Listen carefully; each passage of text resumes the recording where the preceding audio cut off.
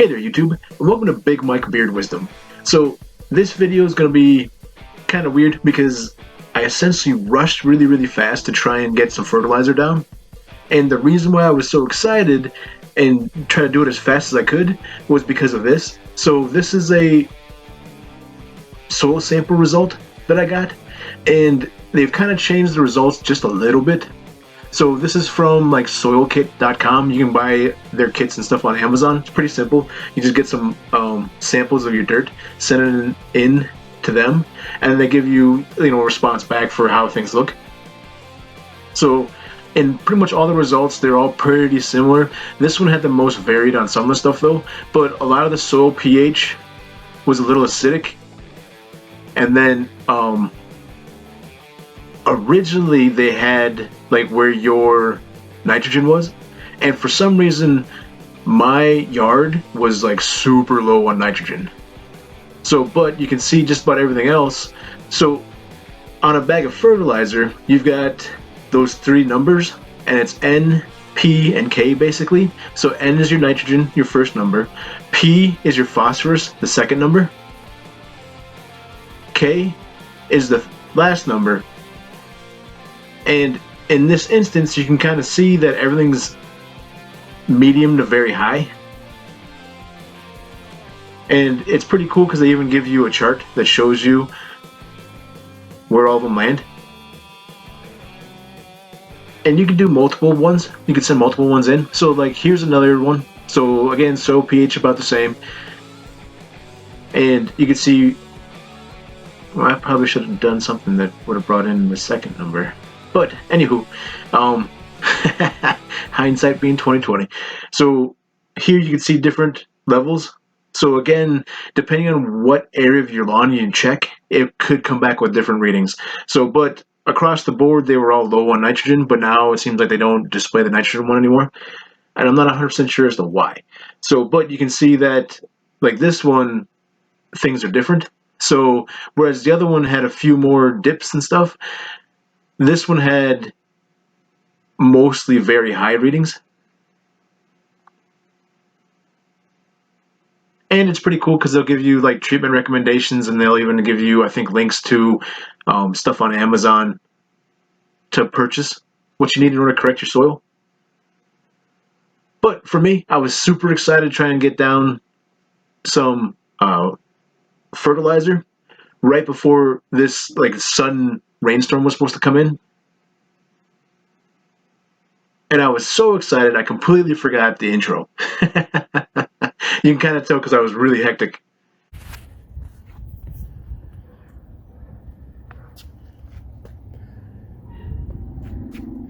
Hey there YouTube. So there's finally some dark skies coming. So I've been waiting for there to be some rain.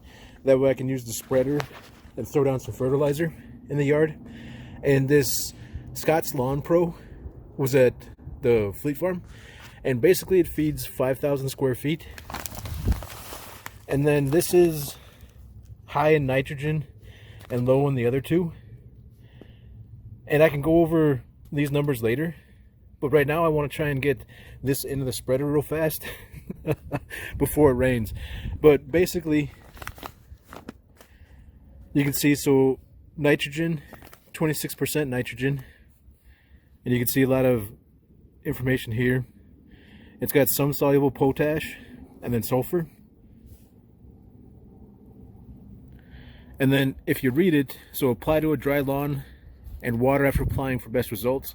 Always apply fertilizer with a spreader.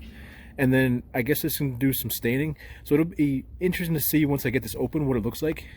And then spreading tips wise, for like the Scott's Basic, Standard, Deluxe, Edgeguard, and Lawn Pro or Speedy Green, I'm assuming 3 1/4. But Scott's Easy Green, 25 1/2. So I've got the spreader set to 3 1/4, and then the lawn is obviously larger than 5,000 square feet. In fact, I'm pretty sure it's larger than 10,000 square feet for the two bags. But I'm gonna try and go pretty quick just to get some nitrogen down on the lawn. So, because that's one of the things that it was actually low on.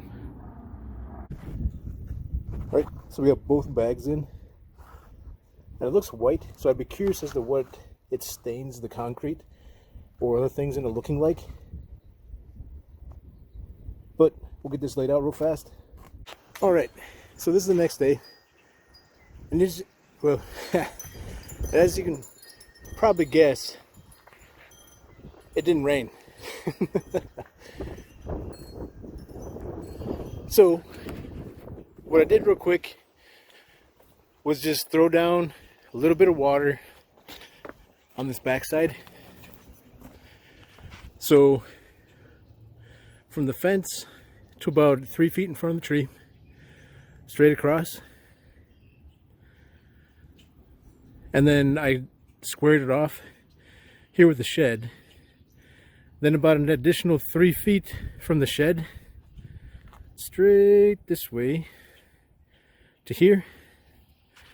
So like 3 feet over here, so the here over doesn't have any water, just this stuff here got a little bit of water.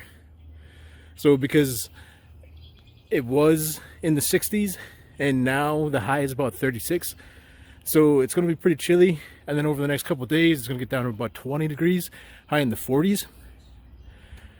So part of me is worried that we're going to get a little bit of like fertilizer burn, and I'm kind of curious if that would happen when it's going to be this cold.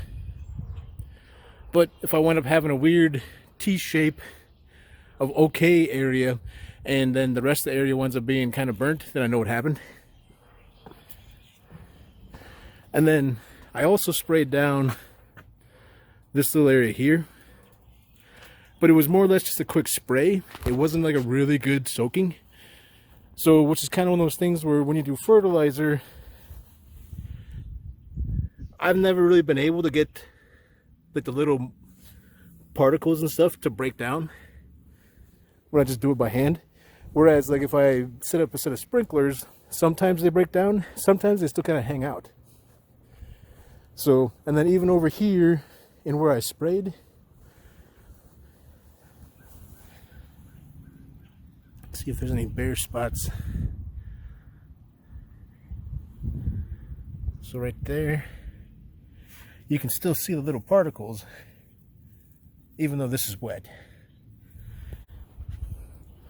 But it'll be interesting to see. So this area down here, that area up there, and then I'll probably want to just archiving this video, and then, you know, in a couple weeks or something like that, pulling it back out just in case there's anything that happens. Or I may just make a quick video of, you know, here's where I rushed to hurry up and put out fertilizer, and then of course it doesn't rain when you thought it was supposed to rain. But I don't know. Is there a famous quote about that? Man plans while God laughs, or something like that. So this is the 5th day that I left the fertilizer on the lawn, and luckily it rained. And it's kind of one of those things where having solar panels and a not so great lawn, you're gonna wind up wishing for different things. So when you're hoping for rain, you're hoping it's early morning rain and not like midday rain, because then it's cutting down on your solar production. Just in case you guys were curious though, it is still making some power, even though it's very overcast. So as you can see, it's making 0.4 kilowatts. The house is pulling 0.4 kilowatts. So right now, even though it's cloudy, slightly drizzling, and very overcast, we're making just enough power to power the house and not be pulling power from the grid. Then it's always interesting because you can see the spike this morning at about 4:30, 5 o'clock, which is when we get up and let the boys out and feed them.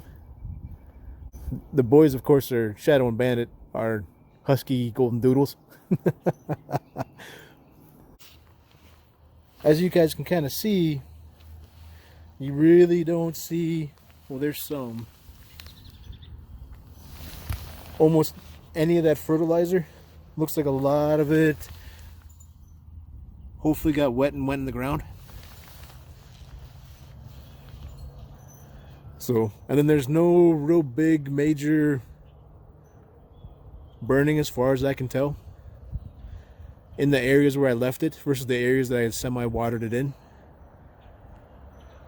Now, this might be a special circumstance because the last few days it's been highs in like the 40s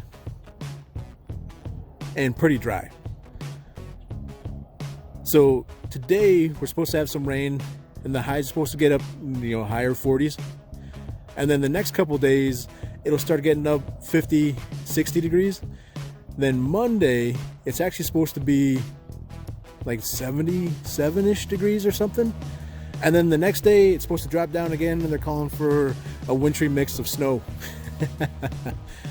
But in case you guys are wondering what you need to do in order to make it rain, the answer is wash your vehicle. As soon as you wash your vehicle, it's gonna rain. The Cadillac was looking pretty dirty and we had just replaced the wiper blades. Well, the wiper motor. So it was one of those things where it was about time to get it cleaned. And of course it rained. And I'm trying to do some planning as far as the lawn goes, but the big thing is that I kind of want to aerate and then I kind of want to overseed at the same time. The problem's going to be with that snowstorm that's coming, well, wintry mix. If it does come, I don't know how long it takes for grass to germinate, but on that 70-degree day, if it starts kicking the grass off and then all of a sudden we get a freeze, I don't know if it'll kill the germinated seeds at all. So I'll probably wait until after that snowstorm and then aerate. So it all kind of depends. It's just one of those things where you got to watch the weather and hope for the best. So anyway, I was going to say, here it's April 25th. And of course in Minnesota we're getting a weird wintry mix of snow and rain. Oh, come on, boys. Which just makes trying to figure out what you're supposed to be doing with your lawn all the more complicated. Was Mom coming? Well, hope you guys enjoyed the hectic fertilizer video. I'll check you guys next time. If the lawn winds up not looking burned, then I know, well, maybe I put down a safe amount of fertilizer that it didn't cause any kind of damage. Or if I got this big crazy tea in my backyard, then I know that I burnt the lawn. And how important it is to actually water it in when you're all done. Oh, I forgot. I also did about 3 feet out here, up to about where the hose reel is. Because who likes symmetry?